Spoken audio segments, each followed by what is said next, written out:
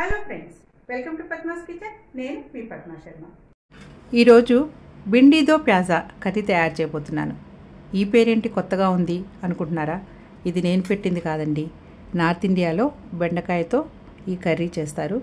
నేను వాళ్ళ దగ్గర నేర్చుకొని ఇంట్లో ట్రై చేస్తే చాలా టేస్టీగా కుదిరింది. అప్పటి నుంచి ఇది నా రెగ్యులర్ మెనూ ఐటెం అయిపోయింది.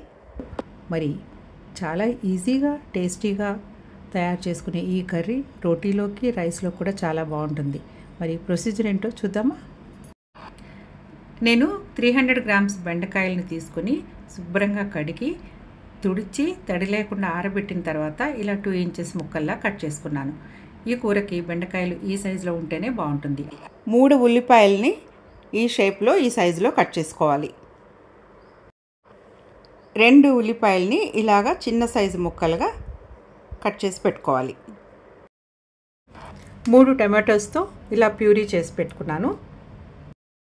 4-5 పచ్చిమిరపకాయలని ఇలా స్లిట్ చేసి రెడీగా పెట్టుకున్నాను.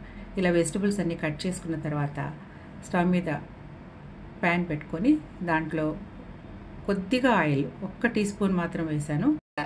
ఆయిల్ కొంచెం వేడైన తర్వాత కట్ చేసి పెట్టుకున్న బెండకాయ ముక్కల్ని వేసి వేయించుకోవాలి. బెండకాయ ముక్కలు కొద్దిగా కలర్ మారే వరకు వేయించుకుంటే సరిపోతుంది. ఇలా కొద్దిగా కలర్ మారిన తర్వాత బెండకాయ ముక్కల్ని ఒక ప్లేట్లోకి తీసేసుకోవాలి. ఇప్పుడు అదే ప్యాన్లో మరొక టీ స్పూన్ ఆయిల్ వేసుకుని వేడైన తర్వాత ఇలా కట్ చేసి పెట్టుకున్న ఉల్లిపాయ ముక్కల్ని వేసి వేయించుకోవాలి. ఉల్లిపాయలు ట్రాన్స్లూసెంట్గా అయ్యి ఇలా పింకిష్ షేడ్ వస్తే సరిపోతుంది. దాంట్లో ఉన్న క్రంచీనెస్ అలాగే ఉండాలి. ఆ స్టేజ్లో వాటిని ఒక ప్లేట్లోకి తీసేసుకోవాలి. ఇప్పుడు ఈ ప్యాన్లో 2 టీ స్పూన్స్ ఆయిల్ వేసుకొని దాంట్లో వామ్ అజ్వై ఇలా నలిపి వేసుకోవాలి. అందులోనే జీలకర్ర కూడా వేసి వేయించుకొని దీంట్లో కట్ చేసి పెట్టుకున్న పచ్చిమిర్చి కరివేపాకు వేసి వేయించుకోవాలి. ఇందులో వామ్ చాలా మంచి టేస్ట్ని యాడ్ చేస్తుంది.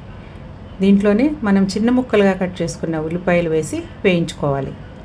దీంట్లో పసుపు, రుచికి తగినంత ఉప్పు వేసుకొని ఒకసారి బాగా కలిపి మూత పెట్టి ఉల్లిపాయల్ని మగ్గించుకోవాలి.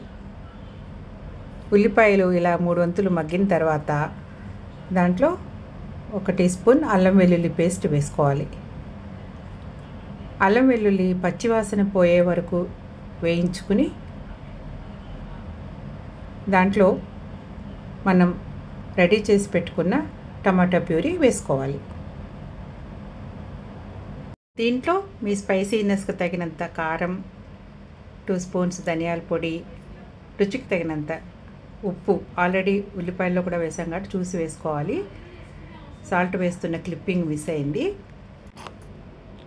ఒక్కసారి బాగా కలిపి మూత పెట్టి ఉడికించుకోవాలి. ఈ టొమాటోస్ స్పైసెస్తో కలిసి కొంచెం సాఫ్ట్గా ఉడికిన తర్వాత 1/2 గ్లాసు వాటర్ వేసి కలుపుకొని మరి కాసేపు ఉడికించుకోవాలి. 3-4 మినిట్స్ తర్వాత ఇలా ఆయిల్ రిలీజ్ అవుతుంది. ఆ టైంలో వేయించి పెట్టుకున్న బెండకాయ ఉల్లిపాయ ముక్కల్ని వేసి జెంటిల్గా మిక్స్ చేసుకోవాలి.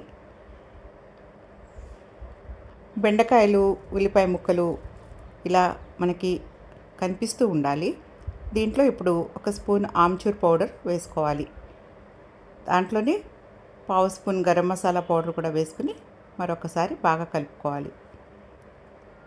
ఈ స్పైసెస్ వేసుకున్న తర్వాత ఒక 2 మినిట్స్ ఉడికించుకొని తర్వాత కసూరి మేతిని ఇట్లా క్రష్ చేసి వేసుకోవాలి. దీంట్లోనే కొద్దిగా కొత్తిమీర కూడా వేసి ఒకసారి బాగా కలుపుకోవాలి.